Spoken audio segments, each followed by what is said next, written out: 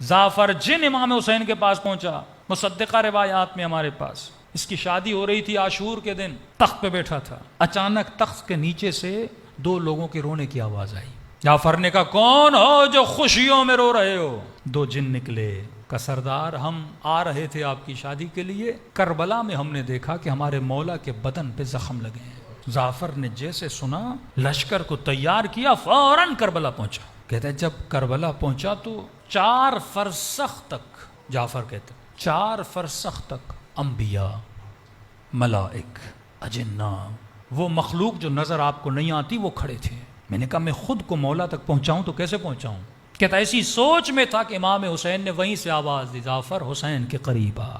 کہ جب مولا کے قریب گئے، میں نے کہا مولا اذن دیں، اجازت دیں، میں ان سب کو تہس نہس کر دوں۔ مولا فرماتے میں اجازت نہیں دے سکتا۔ کہ مولا کیوں؟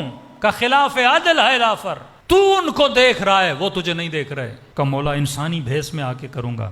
کہ نہیں، اب حسین کا اس دنیا سے جی بھر چکا ہے، واپس چلا جاتا ہے۔ گھر آتا ہے تو آہو بکا، ماں پوچھتی ہے رو کیوں رہے ہو؟ کہتے کربلا میں میرے مولا حسین کے ساتھ یہ حالات دیکھ کر آیا ہوں۔ اس وقت اس کی ماں جلال میں آتی ہے، کہتی ہے آگ کر دوں گی اگر حسین کی مدد نہیں کرو گے۔ کہتے ہیں پھر سارا لشکر ماں کے کہنے پہ کربلا پہنچتا ہے، لیکن جعفر کہتے ہیں اب جب میں پہنچا تو شام غریبہ ہو چکی تھی۔ اگر حسین چاہتے، خدا گواہ ہے، کیا طاقت ولایت سے اس لشکر کو ایک بددعا دینے کی ضرورت تھی نا، لیکن وہ بقاء ذات کے لیے آئے نہیں۔ سیلفشنس کا جو تصور ہے یہ طاغوت کا تصور ہے۔ مطلب امریکہ خود کو بچانے کے لیے اسرائیل کو تباہ کرے گا، افغانستان کو تباہ کرے گا، پاکستان کو تباہ کرے گا، میں بچ جاؤں، میری بقا۔ حسین کہتے ہیں امت بچے، حسین جاتا ہے تو چلا جائے۔